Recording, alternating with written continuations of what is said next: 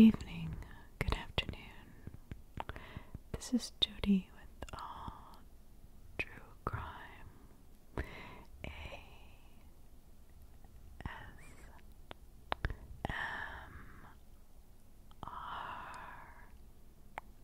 And tonight, I'll be reading you a scary story from no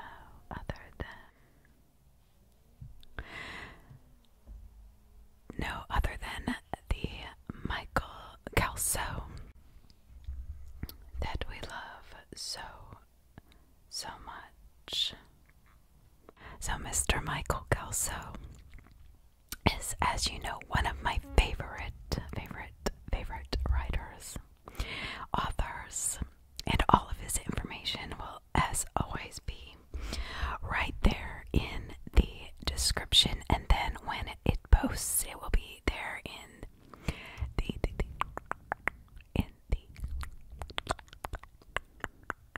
comments. So please relax, sit back in your favorite chair,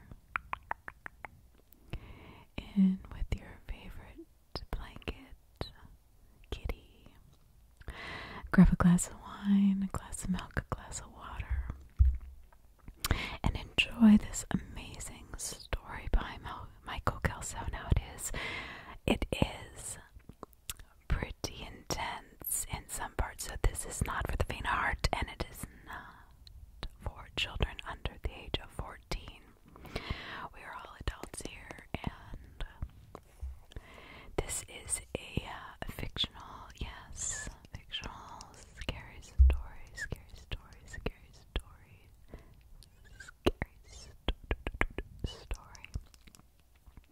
However, it is, please,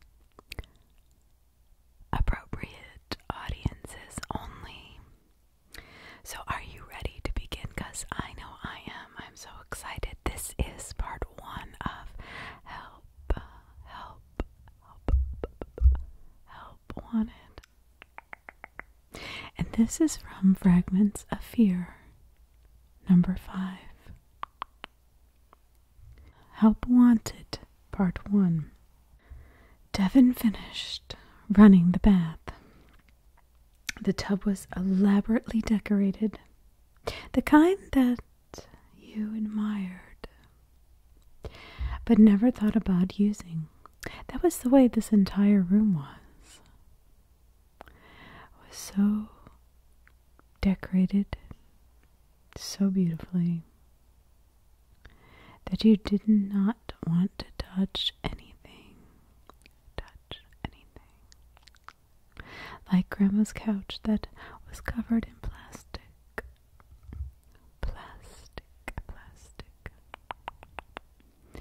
You might sit on it, but you were not comfortable the whole time you were sitting there. He felt a twinge of remorse for what he was about to do to this beautiful room. As he plugged in the hairdryer and set it on the small shelf near the tub. Then he ran a glass of water from the sink, carried it to the bedroom, and set it on the bed, stand next to a bottle of pills. He walked over and opened his suitcase, where he retrieved a knife and a pistol.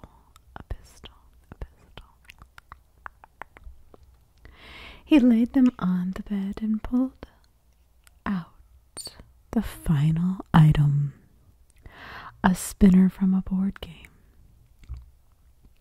It had been modified, though. The 4 colorful sections each had writing on them. The first had gunshot. The second had electrocution, with overdose and bloodletting rounding out the deadly quartet. He sat on the edge of his bed and sighed deeply, closed his eyes, and spun the wheel. You know, it's a strange thing, having your future determined by a spinning piece of plastic. He knew his fate when he read the letter that announced he was stripped of his medical degree. 3 Decades of his life vanished in an instant, in an instant, in an instant, followed by his wife, his family, and his bank account, and then finally his self-esteem.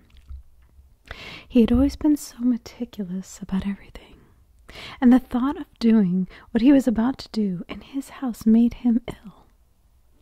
The plastic arrow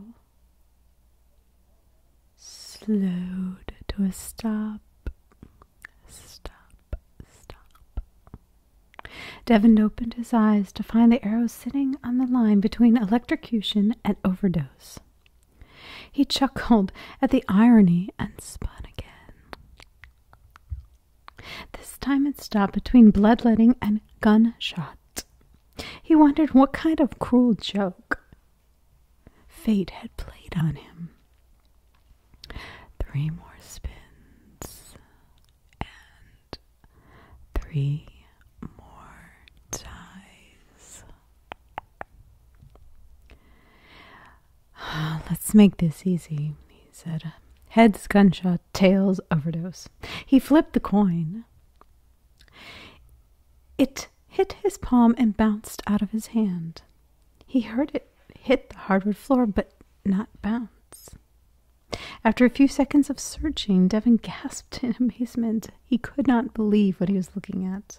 The coin was literally sticking straight up between the 2 floorboards. He said, I can't even die right. He picked up a pen and a tablet that said, The Palmer Hotel. And on it he tried to write a note. But nothing seemed quite appropriate. What was he going to say? How about sorry for the mess? That drew a wry smile as he put down the pad and picked up the gun. He loaded a round in the chamber and shoved the barrel in his mouth. But just as he began to squeeze the trigger, the phone rang. What the hell? He picked up the phone. Dr. Metcalf. No, he sighed. Sorry, sir. I thought I had called room 609. You did. It's just that I'm not a doctor anymore. Oh, well, did you go to medical school? Well, yes, but did you graduate? Yes, I did, but have you treated patients in the last year? Yes, but, well, it sounds to me like you're exactly what I need. Come down to the main desk if it's not too much trouble. Well, actually, I'm a little bit busy right in this second. Oh, sir, it won't take long. You have my word. Oh, God. Okay, I'll be down in a few minutes. He looked around the room, deciding if he should put everything back in the suitcase. Nah, I'll be back up and make a mess anyway.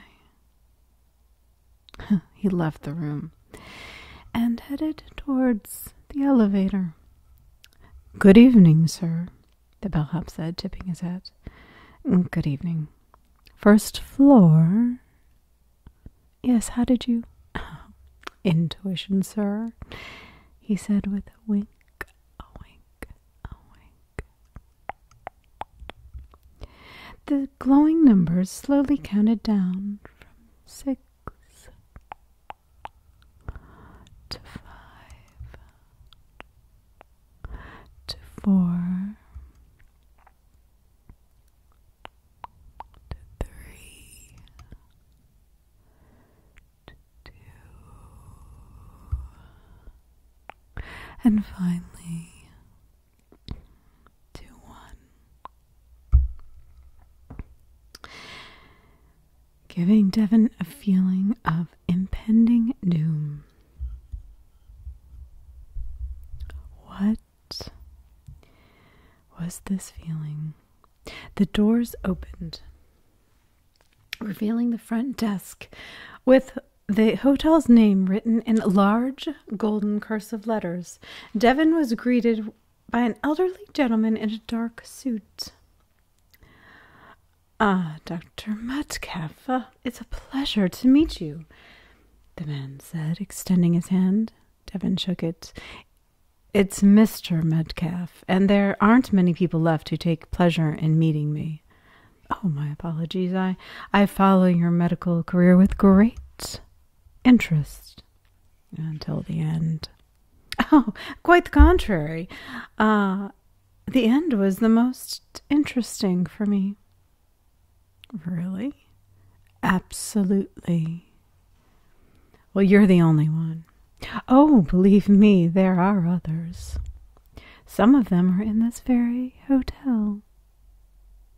The smallest of sparks that had long been missing in Devin's eyes began to rekindle.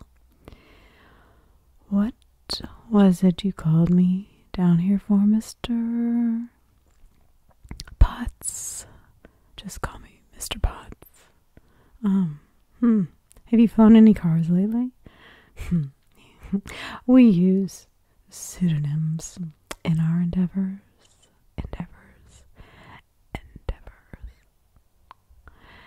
And what endeavors are those?" "Follow me and find out."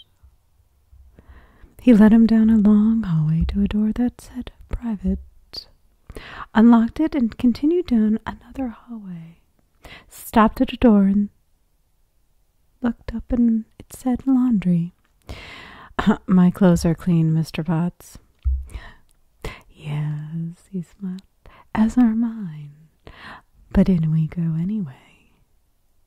He opened the door, and they descended a flight of stairs, stopping when they reached a concrete floor. A row of industrial-sized washing machines lined one wall of the room, and dryers lined the other side. At one end of the room was a large furnace, and in the middle of the room was a large laundry chute with a cart underneath it. "I'm not sure I understand. You called me down here to offer me a job as a janitor or to do your dirty laundry?" Mr. Potts looked at his watch. "Things will clear up shortly. Please bear with me." Devin was about to protest when he heard an incredible racket coming from the laundry chute. The banging and pounding made it sound like someone had thrown a basket of balls down to be cleaned. The sound ended with a loud thump as something fell into the laundry cart. "Ah, right on time," Potts said. He walked up to the cart and started pushing it without looking at the contents. Devin fell and stepped behind, taking every opportunity to peek into the cart. All he could see was black plastic. They reached the end of the room where a small table sat in front of a blank wall. Mr. Potts stepped around the cart and reached over the small table, pressing an indentation. A section of wall desk attached slid over, allowing them to proceed through. Mr. Potts flicked on the lights, then pushed the cart into the well-lit, very white, and very clean operating room. Another door opened at the far end of the room, and a large man lumbered in. He walked up to the cart, ignoring Devin and giving only the slightest of nods to Mr. Potts. He pulled out the large trash bag and carried it over to the operating table and plopped it down as if it were a bag of laundry. Mr. Potts approached the bag, and out of there, nowhere, he pulled out a knife, and it just appeared in his hand. He slit down the length of the bag, and Devin knew the smell was the biggest clue. All dead bodies have that same smell. He beckoned Devon forward as the bodily fluids leaked out of the bag and ran down the table into the collecting basin beneath.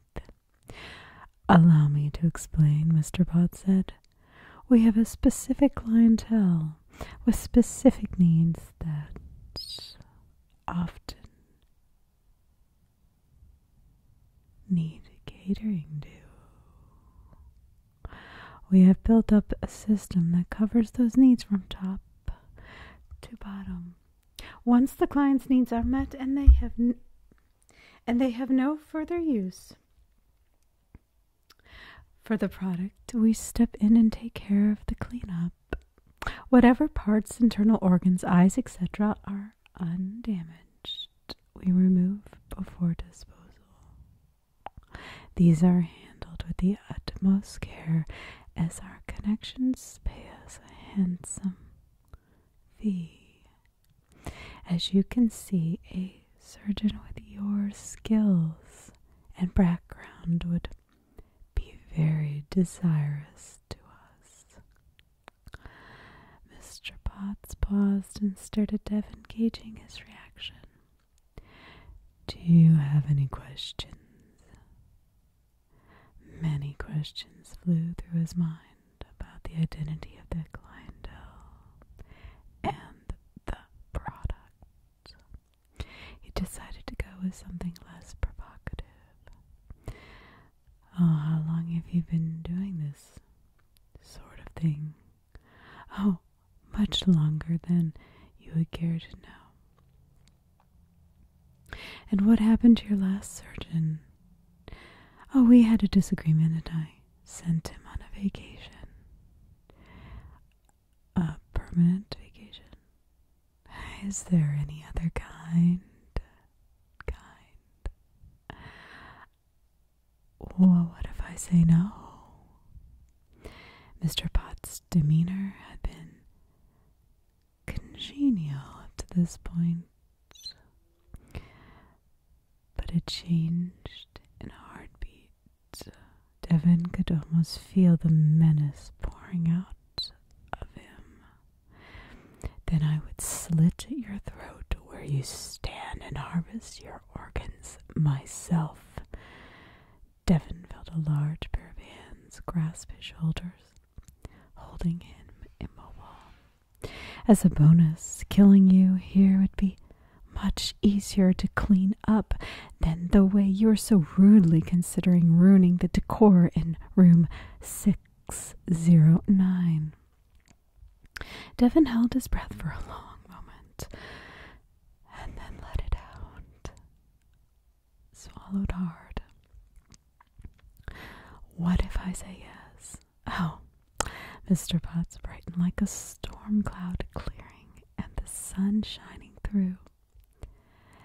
"Then we would treat you to the best we have to offer. Your salary would be more than you have ever received at that prison you were dismissed from." "What about medical benefits?" "The best in the city." Devon rolled over the options in his mind. "Obviously, mistakes and indiscretions will be handled severely."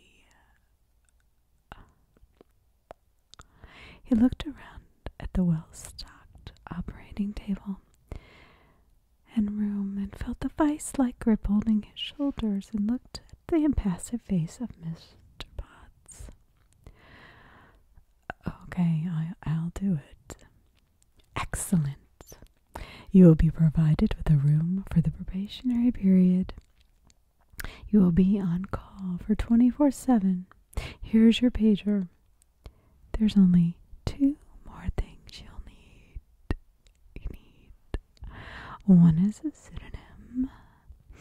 You will refer to yourself by this new name at all times, so choose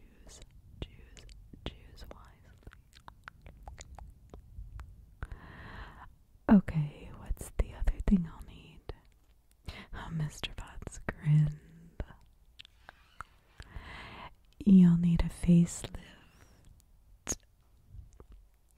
Devon was lifted from his feet and strapped into the dentist chair, which had restraints on it. The large man who had held him in place washed his hands and put on surgeon's gloves. "Oh, this is Mr. Small," Mr. Potts sneered. He was our last surgeon's assistant, and he was really looking forward to being our surgeon. But then you checked in. But I'm sure he will act with utmost professionality and would harbor no animosity towards you. I'm not sure, Devin said, seeing the maniacal look in Mr. Small's eyes. Mr. Potts left the room and closed the door. As he mounted the stairs, he heard the faintest whisper of Devin's shriek of agony. He turned and he looked at the walls he passed through. He seemed upset at what he was hearing. "This is unacceptable," thought Mr. Potts. His irritation rose as he heard another faint scream. "I must have maintenance fix this soundproofing at once." Help Wanted Part 2. Devin lay in his bed. Excruciating pain seared through his body. The medication given to him wasn't very effective. Yet another gift from Mr. Small. His face was wrapped in bandages. He could barely eat or drink, and in a twisted sense of irony, Mr. Potts had given him room 609 for his temporary housing. Bastard gave me the same room I tried to commit suicide in. It's like he's testing me. As much pain as I'm in, I might just try again. The only thing that kept him going was the idea of a fresh start. After being fired from the last job, barely missing out on a prison sentence, and having his license to practice medicine revoked, he was thankful for this opportunity. The bandages come off today. I can't wait to see my new face.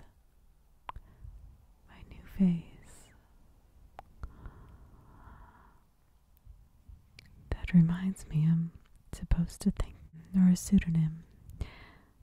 Let's see. Dr. Death. Oh, that's a little obvious. A loud knock shook him from his thoughts. Slowly, painfully, he rose and greeted his guests. "Are you ready?" Mr. Potts said. Devin glanced from him to Mr. Small.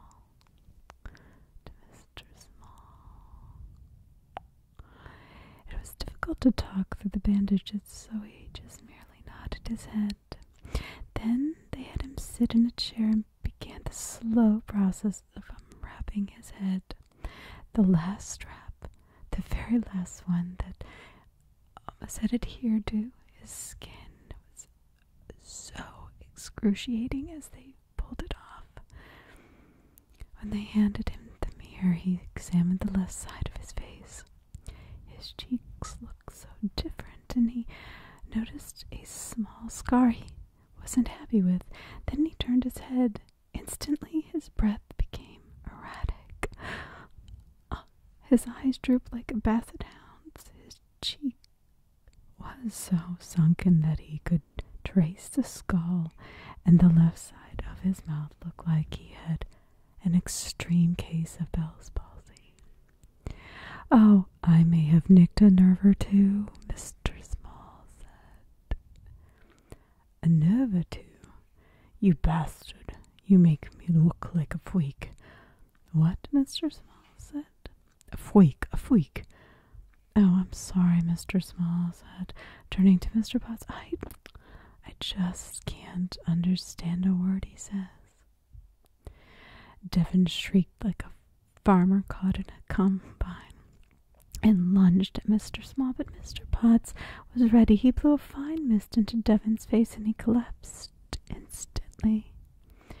Psycho, Mr. Small mumbled. Are you sure he's stable enough for this work? He'll be fine. Help me with him. Devin woke in the dentist chair. Memories of awful pain flooded back to him. He struggled to get out, but he was securely strapped in. Oh, good. You're awake, Mr. Small mimicked. You fuck. You botched my face on purpose. I know, but Potts doesn't.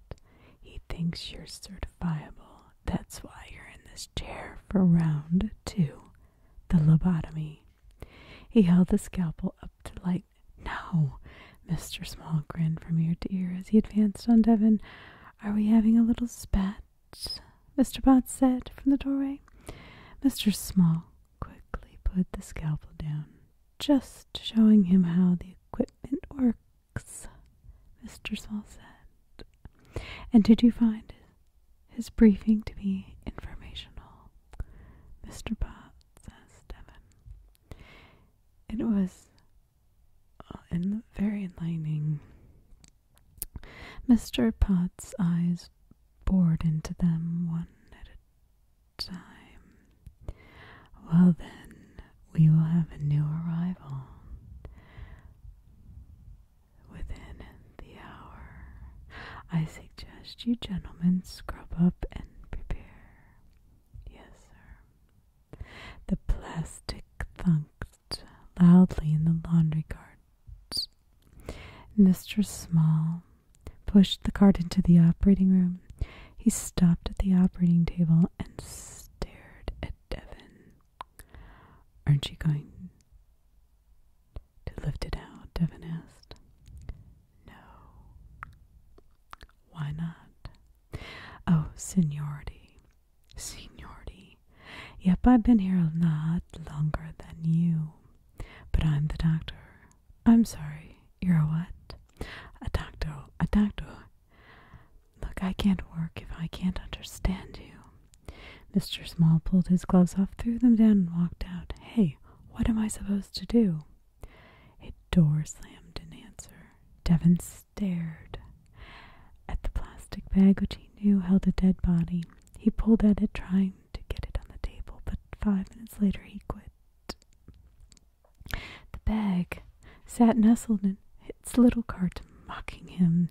He looked around for anything he could use to get it on this damn table. His eyes settled on the dentist chair.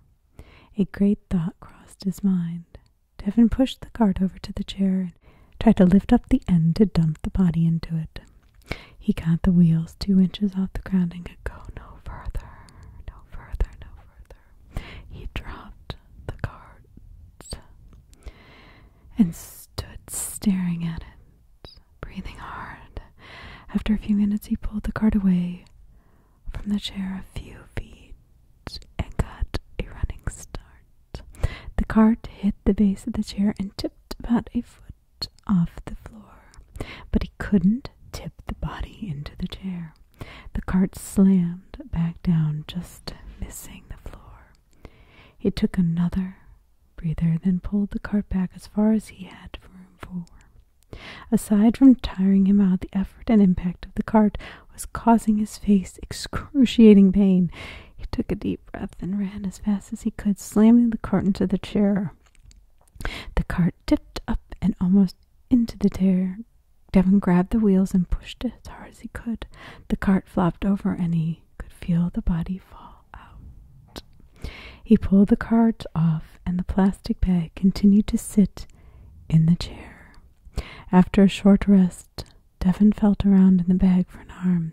He tried grabbing it through the plastic and pulling the body forward and towards him, but it slipped and almost fell into the floor.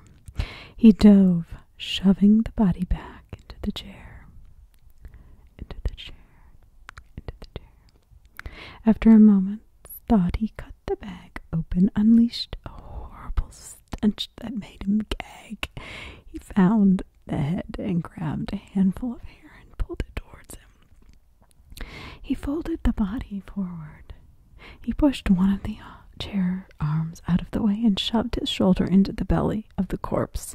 He ripped the bag some more and dug around inside, finally finding what he was looking for. A belt.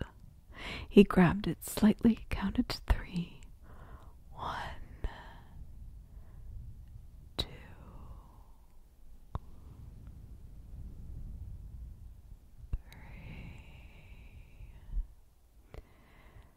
and yanked back as hard as he could. The body came out of the chair. Devin's knees nearly buckled, causing him to stumble.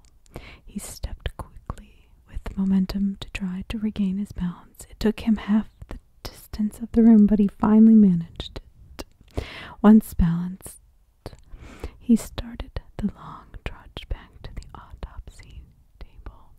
As he stepped, he felt warm liquid oozing down his back. He closed his eyes, not wanting to guess what the liquid was, and stepped a little faster. When he finally dumped the body on the table, the head bounced, making the metal table sound like a muffled gong. Gong.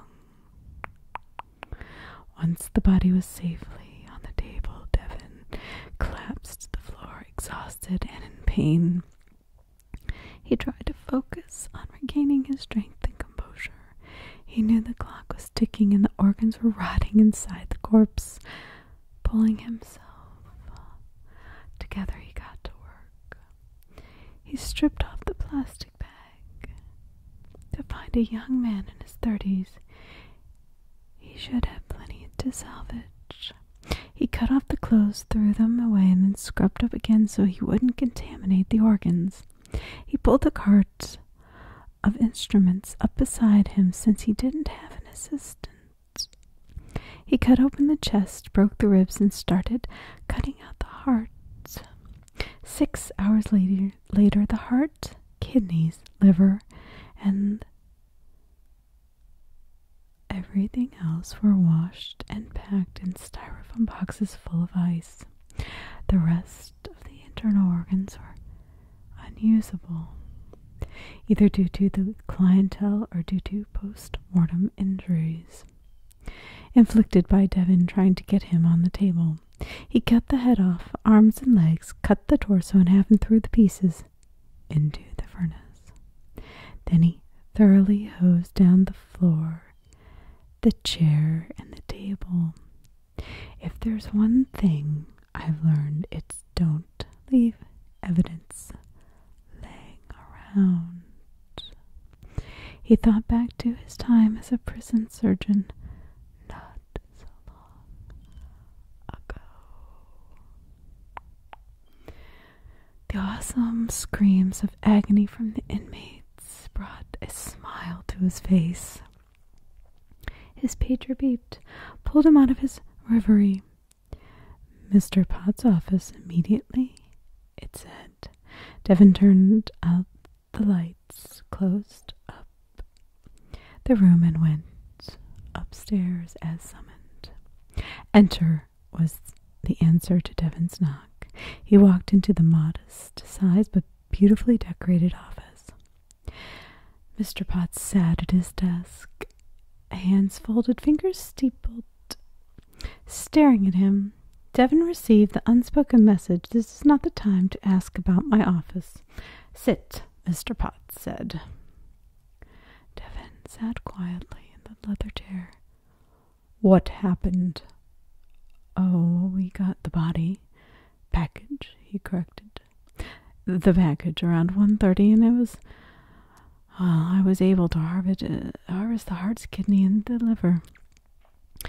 The rest was either damaged by the client or during post-mortem. I apologize and take full responsibility for that."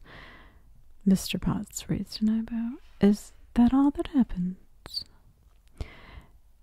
"Everything of importance."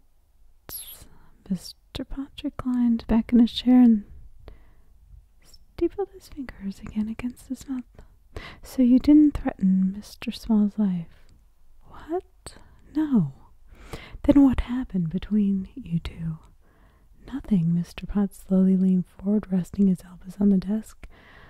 I will only tell you this once. People who withhold the truth from me end up riding in the cart rather than pushing it. Do I make myself clear?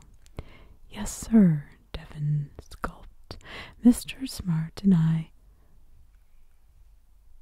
received the body. The product. Yes, sir, the product. We received the product, and Mr. Smart pushed it inside the opening waiting room. He then refused to help me lift it out, saying that he had more seniority than me. And then he walked out. And there were no words of hostility, no threats, nothing. No, sir, I went about my work. And how was it working alone? Exhausting. Utterly exhausting. I understand, Pot said, giving Devon a look of appraisal. I will speak to you again about this matter after you've rested. Recognizing a dismissal, Devon stood to leave. Oh, one more thing. In the future, please change out your gore-stained clothes before you defile one of my chairs. I'm sorry, sir. Devon's cheeks turned red. There are clothes in the employee bathroom. Please change into them before you walk through the lobby. Yes, sir. Thank you. As soon as Devon left, the door locked behind him. What do you think? Mr. Potts said. He's not what I expected, a gravely disembodied voice said. I agree. His reputation suggested someone a bit more aggressive. He was willing to lie to you, though. Not lie, cover for a coworker. A coworker who wants him dead. Even better, we know that personal feelings won't hinder his loyalty. He did get the job done, even looking like a fool. That's not a pretty job. Let's see how the buyer feels about the product before we make a decision. And what of Mr. Small? Hope Wanted Part 3. 12 hours of sleeping had done wonders for Devon. He was starting hour 13 when he felt something cold against his neck. He opened his eyes to see Mr. Small hovering above him, holding a knife to his throat. Rise and shine, motherfucker. You ratted me out, didn't you?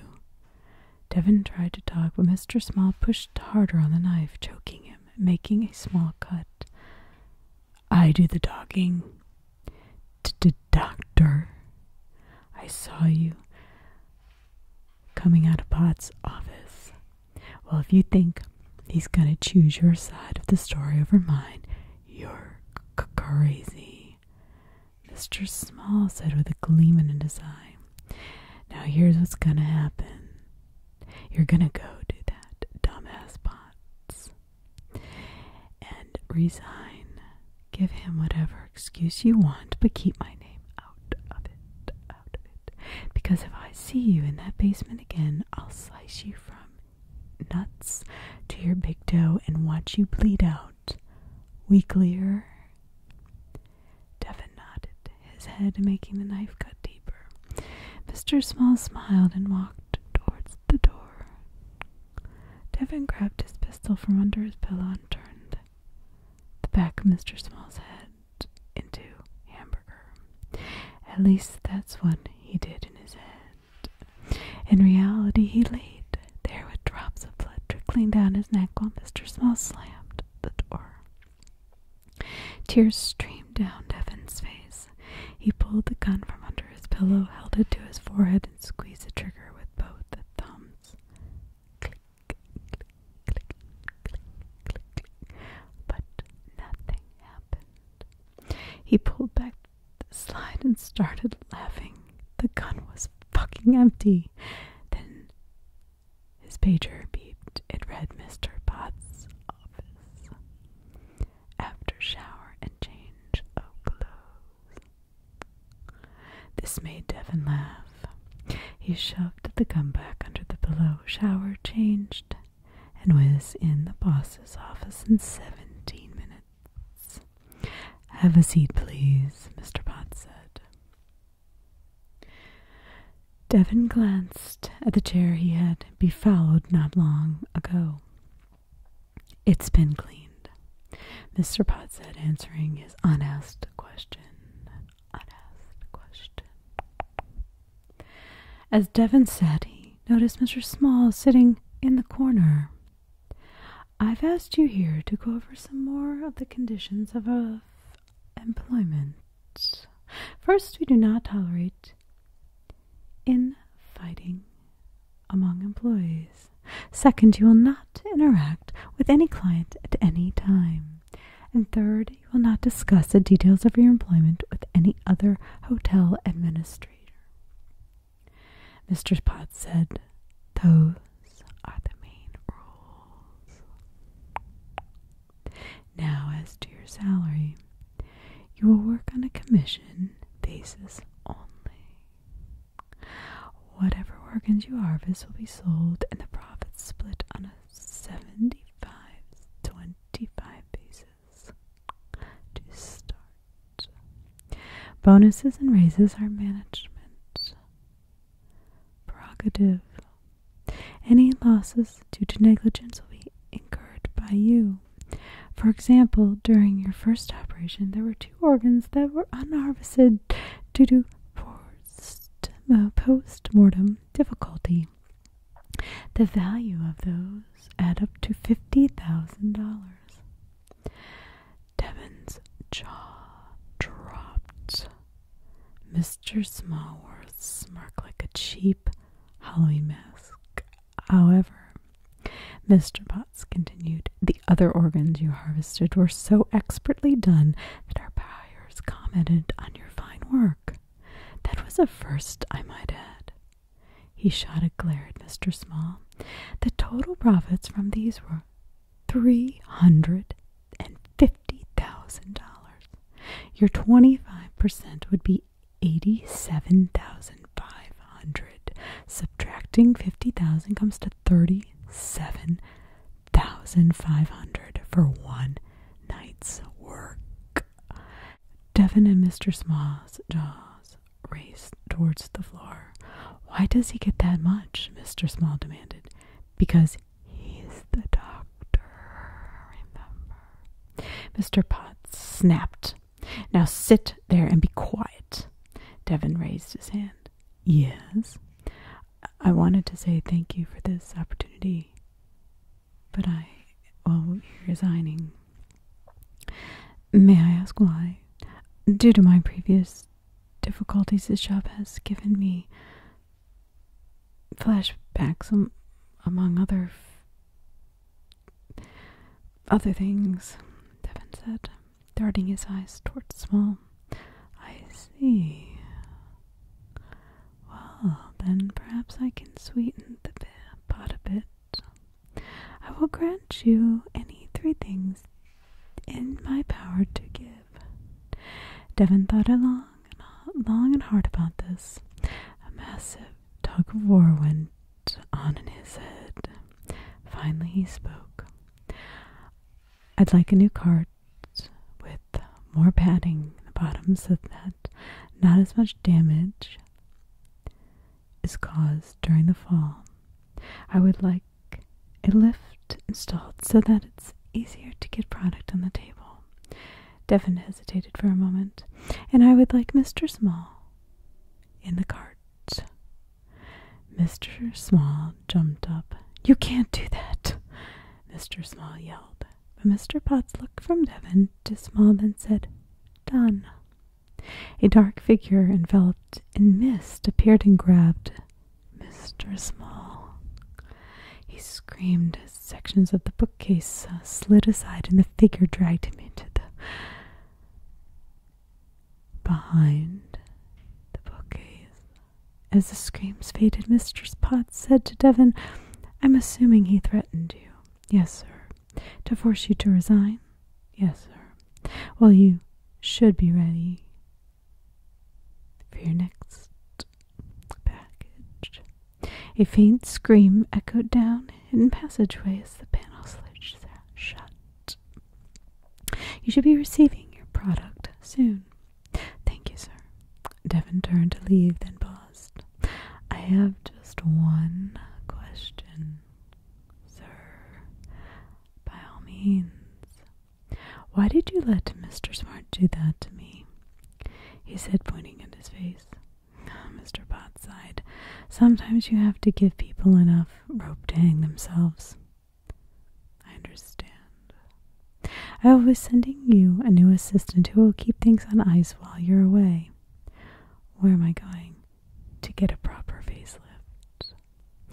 Devon smiled a twisted smile. Oh, thank you, sir. You're welcome. You should be getting to the basement now. Devon nodded and went downstairs. The elevator operator stood beside the cart, which had extra padding in it. Ah, are you my new assistant? Yes, sir. Let's get one thing straight. This operating room is mine. And I am the captain. What I say goes. Can you handle that? He snapped his heels together and saluted. Aye, aye, sir. Devon smiled. Excellent. Just then an incredibly loud banging came from the laundry chute, ending in a muffled thump, thump, thump, thump, thump. They pushed the carts into the operating room. Sitting beside the autopsy table was an old, beat-up hydraulic lift that had been cleaned up and brought from the hotel garage.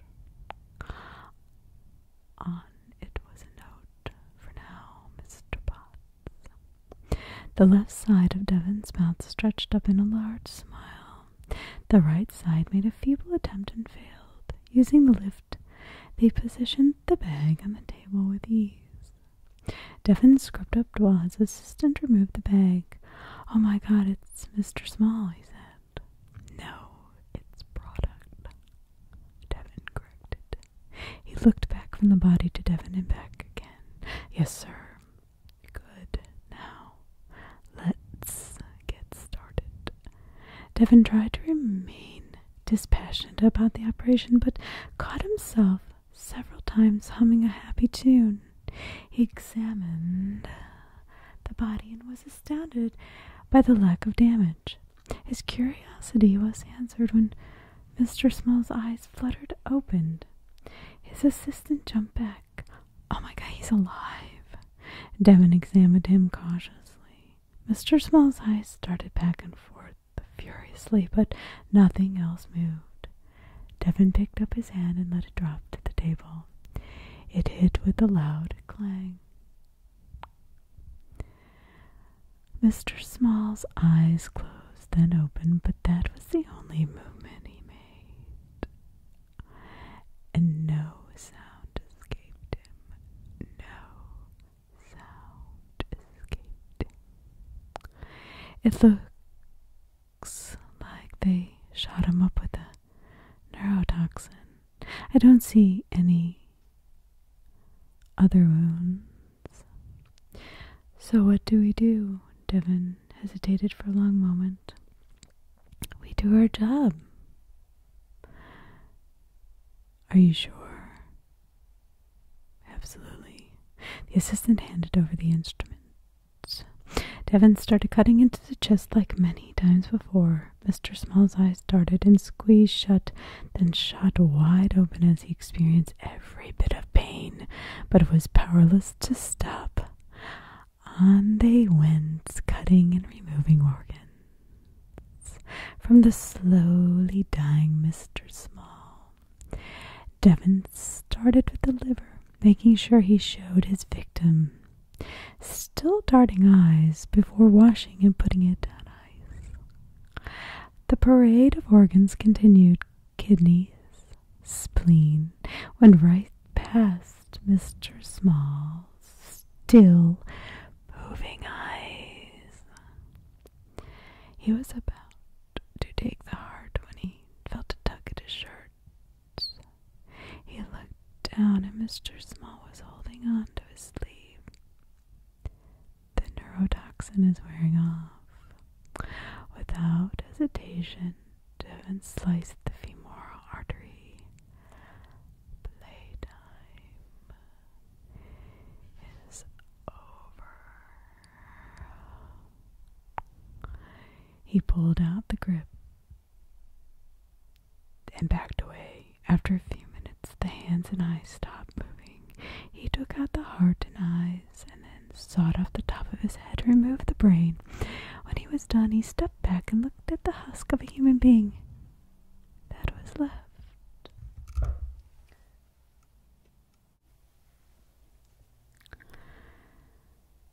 You got seniority now, bitch. I'm sorry, the assistant said. Nothing. Let's dispose of that and clean up. Clean up. A few hours later, Devin knocked on Mr. Potts' door. Come in, please. You wanted to see me, sir. Yes, have a seat. How did the second operation go? Smooth as glass. Excellent. The buyer commented on these products being in better shape than the last ones. Thank you, sir. It's always good to have your work appreciated. They included a 10% bonus for the excellent condition, which I am passing along to you. Oh, thank you very much, sir. That should be enough to get a real facelift and fix off that Mr. Small did. So does that mean I passed the test? Oh, with flying colors, Devin. Wonderful. When can I go? Tomorrow. It's already been arranged. The funds have been transferred. Go to this address. Mr. Potts handed him a business card with the writing on it. I don't know what to say. Don't say anything. I need you back working as soon as possible. And quite frankly, I'm sick of hearing you talk like you have marbles in your mouth. Devin laughed. Me too. 2 weeks later, there was a knock on the door, Mr. Potts' door. Come in, please. Mr. Potts, Devin said. Yes, I'm back, sir. Oh, you look much better. I feel better, too. There's just one thing I've been dying to tell you. What's that? Little Larry Limbo left his radio on the radiator. Mr. Potts grinned. I bet that felt good. You have no idea. Devin returned the smile. Well, I'm glad you're back. We have 2 products on ice waiting for you. I'll get right to work. Devin headed towards the door. Oh, just one more thing. Yes, sir? Have you decided on a new name? Devin thought for a moment, then a smile crept across his face. Jonas Grumpy. Excellent choice, Mr. Potts said. The beginning. Thank you very much